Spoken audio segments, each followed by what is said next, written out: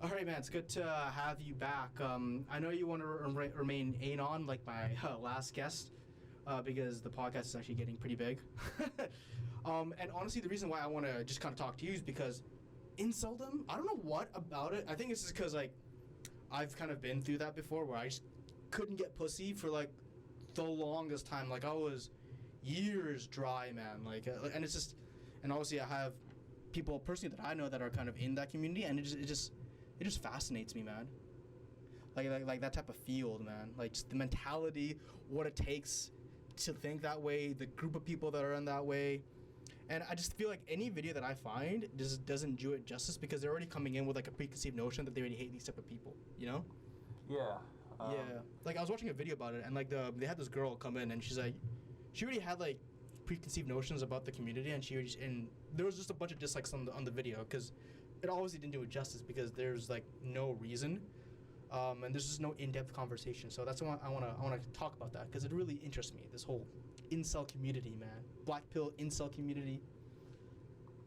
Yeah. I've seen a few of these incel videos on YouTube, and I think they're kind of one-sided. Like they'll have the incels speak a little bit, and then they throw all these labels and stuff against him, like, oh, he hates women, he doesn't work on himself, he just sits behind his Cheeto-dusted keyboard and just browses theories, never goes out, and all of these things. Yeah, because I actually want to talk about that because I feel like that's not a fair, insight to incels because like I know a lot of them personally know a lot of them who don't identify with them, but if you were to ask them like, hey, this is the criteria, they'd probably fit that bill. Like I know a lot of them who are hard-working people who just can't seem to get pussy. Either it's just because they don't have game or whatnot, right? Yeah, I would say like there are a lot of hard-working guys who can't get girls. And I wouldn't say it's so much because of their game. Like, yeah, taking action and going out can be a part of it. Like, obviously you need to take action and put in a numbers game if you want to get results with women. But it's also due to looks and the facial bone structure of the guy using the game. Because a lot of dating in the modern day is apps and online dating. Like, if you go to bars and clubs on a night out, you'll notice that most of the time it's mixed groups of men and women, so you can't actually run game in those settings. So when you're talking about game, like, it's pretty much the dating apps for like the normal person. Okay, so so basically you're saying that. So what about things that what about cold approaching or stuff? So you're basically saying that's kind of like that's kind of really obsolete now. The new kind of thing is just going on the apps and try to score that way, right? So cold approach can work, but it's very ineffective. Like when you go out, so I've done a lot of cold approach, like I've done tons of cold approach. So when you go out, you don't really know if the girl is single or with friends or has a hidden family member. So oftentimes, like, not only are you fighting against the fact that like she may not be single, but you also have to deal with the fact you may not be her physical type in terms of looks. So those two things combined make the success rate very small in comparison to dating apps where you know for sure that girls are single and looking, but it's just down to your physical appearance at that point to determine if you get the girl on a date or if she flakes on you or doesn't even give you the right swipe in the first place. Yeah, man, I'll be honest, dude. Like, before getting into a relationship, man, like, online dating is depressing as fuck, though. It's depressing, man. Like, because have you noticed, like, if you're a girl, and they've done tons of experience about this, like, if you were to go on Tinder and swipe, you get, like, 30 swipes, like, 30 matches pretty easily, because, like, every guy swipes on right on every single girl. Yeah, I've done some pretty crazy experimentation with this. So I've actually taken, like, older women profiles and like morbidly obese women in the past. I'm talking about like 1 or 2 years ago. Yeah. And I made a profile with their pictures. I found out that even like the uglier women could get the chads and like the personal trainers who are 23 years old and have all their hair. So it's like skewed towards women and disadvantaged for men. What happened though? Like why is it in such a way where like guys would have to swipe right on every single girl only to get maybe a couple matches, make 4 or 5 matches a month, a week maybe, while a girl can kind of just go on there, take some mediocre pictures, and get like 30 like matches in a week. It's such a weird phenomenon. It's such a weird like power imbalance. You know what I mean? Like what the hell happened? You know? So I have my theories on this. Yeah. One of my theories is that the advent of OnlyFans made it so women could be financially prosperous without the help of men. Like before in the past, if you're a man and you made good money, you could use money along with your looks to attract women and even to compensate for your looks. But nowadays, you've got like OnlyFans and streaming and all of that, so women don't financially depend on men. Another reason... Sorry, 1 second. Okay, so OnlyFans is one of the reasons I think Tinder is so hard for men and so easy for women, since women can easily just upload a bunch of pictures and they don't need to work a normal job if they're like above a 5 and they know how to use makeup. The second reason is because prostitution is actually illegal in Canada, so it's legal to sell, but it's illegal to buy. This means when men are desperate, they can't just pay a prostitute. Like, they need to go into the dating market to succeed. And the third one is just because social media is extremely popular these days versus, say, like 2010 or 2005. And social media is very looks-based. So those are, I think, the 3 big reasons why.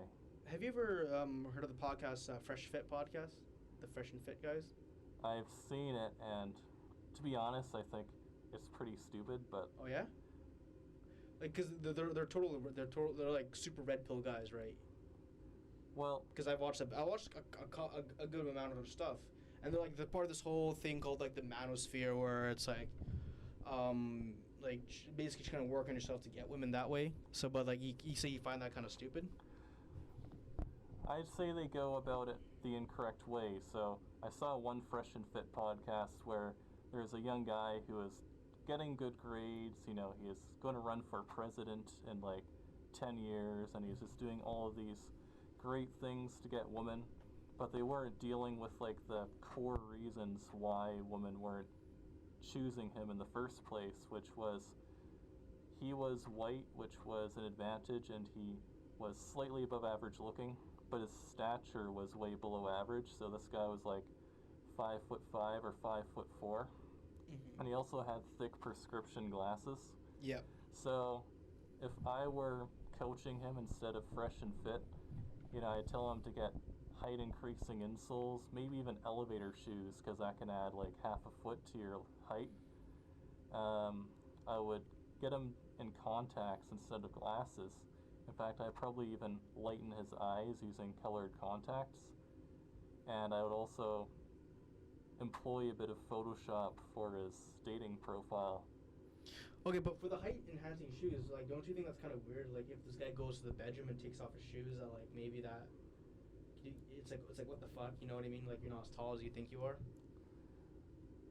Women don't really pay attention to that kind of detail when they're in the bedroom. So, like, if you're in bed with the girl, you could just pop off your shoes and you'd be lying in bed with her. That's like, for example, and you know, you could start escalating and she wouldn't even see the difference in height. Yeah, I mean, see, that's the thing about like height. You know, it's like there's this whole thing where it's like, you know, this message push. It's like, hey, you know, everybody. Like, what's that stupid fucking saying? It's like everybody is beautiful or some shit like that. And Yeah. that's like kind of the expectation that, you know, women want to hear. It's like, you know, everyone's beautiful despite how they look. You could be obese, you could be 360 pounds, but that doesn't matter because I'm beautiful. but then it's kind of not the same thing for men, where it's like, if you're short, then that, although we may not say it, we're not gonna date you anyways, because that's almost like, you know what I mean? It's like you may say something, but actions speak another word entirely, right? Yeah, women. I hate that. Women have it easy in the sexual marketplace. So even though obese isn't beautiful, they still have a lot of suitors that would be willing to settle because they have no other options. Yeah, I mean, yeah, that's the thing. Let's talk about this. So there's no, a lot of men have no other options. Like, there's a lot of good, decent men, who are maybe not like what, they're not 6 foot or whatever, or maybe they don't make 6 figures, right? Because that's one of the requirements, right? I think it's, if you want to be a quote unquote high value man, you got to look good and you got to make a good amount of money, which maybe is $100,000 according to Kevin Samuels, right? Whatever. And it's kind of strange because like most of these men are kind of getting left behind, right?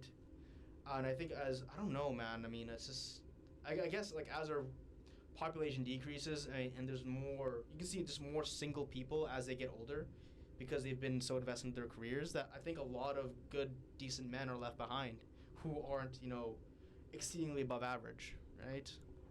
Yeah, I would say money doesn't matter nearly as much as it used to. Like, money is sort of a relic from the old days, like the year 2000. So you're saying that like someone who makes $100,000 isn't as valuable as someone who makes $50,000? I'd say on online dating or even in real life, like to get the date or to get the hookup, it really only matters what the guy looks like, because the woman can't really judge money right away. Like say for example, a guy is working at McDonald's, and he, for his Tinder photo shoot or for a night out on the town, he dresses in a nice blazer.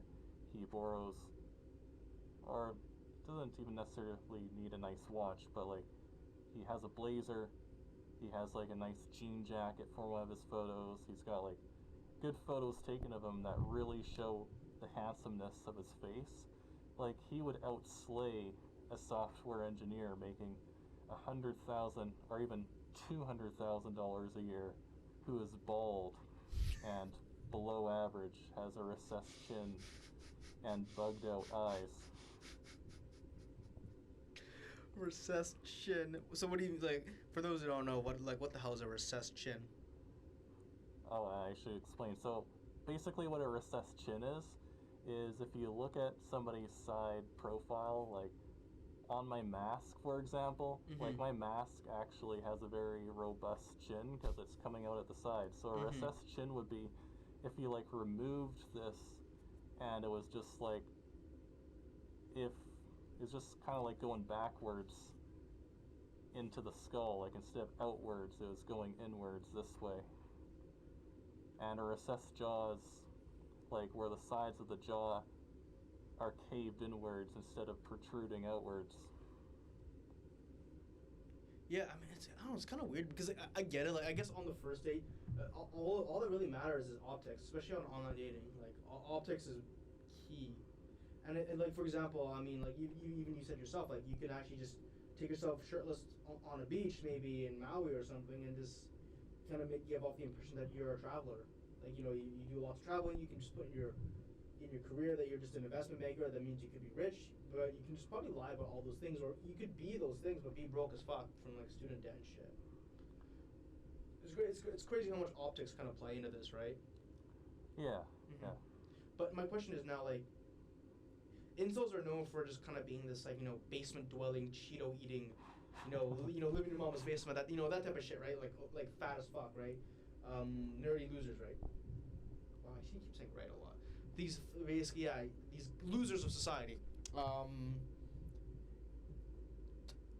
you think that image comes from the fact that that's partially true, like that's very much true, because they don't have the looks nor like the kind of the social status to get women?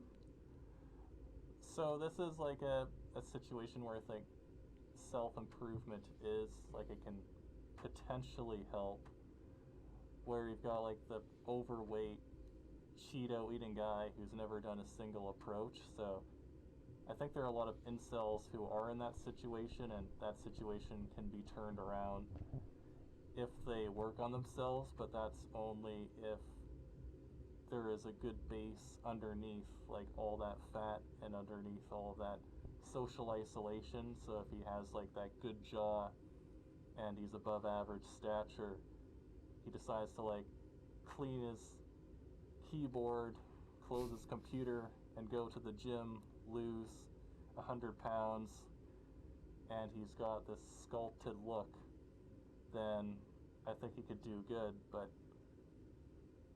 I think the image of the Cheeto eating incel is mostly created by like the general population and feminism and stuff like that, because like a lot of incels try, but they just don't succeed at the end of all the effort they put in. So, do they hate women though? Well, I can't speak for all incels, but some do hate women because they've encountered so much rejection in their lives. And some people don't hate women, they just acknowledge, like, this is how biological determinism works. They're not selected, and it is what it is. Yeah, I mean, because I've just dealt a bad hand. Yeah, that sucks. Because like sometimes you like, let's say if you have a physical defect, that's that you're born with. It sucks because you already dealt with a bad set of hands, right? You already dealt with a kind of a bad deck to begin with. Or let's say if you're like really short, like if you're 5'2" or 5'3", especially if you're in the West, that already gives you a fucking like bad hand already. So there is some of that, you know, that you can't really change, right? Like height or any physical, like really crazy physical deformities that, you know, that happen. But man, like to say that you like, you know, to hate women, right? That's I don't know, man. That's crazy. Sorry, what the hell? Give me 1 second. Stop recording. Yeah, sure. Oh right, yeah. Sorry. Yeah, so it's crazy to say that, you know, that you hate, like that this person hates women. Yeah, like there are some people, I mean, some incels out there who hate women. I mean, some of them don't. So really, it's from person to person. So what about you, since you're anonymous? I resent some characteristics about women. Like, for example, if I approach a woman and she says, "Oh, tee-hee, I can't talk to you because I have to go and meet my friends," but really she's just using that as an excuse because I'm physically unattractive to her. So I dislike parts of their nature. Like, looks obviously matter, but they try to sugarcoat things and they downplay things. But like as a whole, I don't despise or hate women. Yeah, okay, and that's so interesting though, man, because it's like there are so much set of circumstances that lead someone to the conclusion that they just can't get laid, right?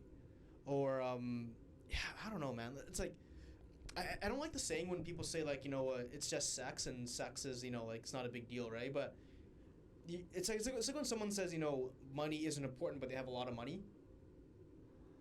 It's just, yeah. So that's like a thing you'll hear often. Sex isn't important, but I have to disagree. It really is, because not only is it pleasurable in the moment, but how much sex you have determines how you're respected societally. So if you have a lot of sex in your life, then you're going to be seen as the cool guy.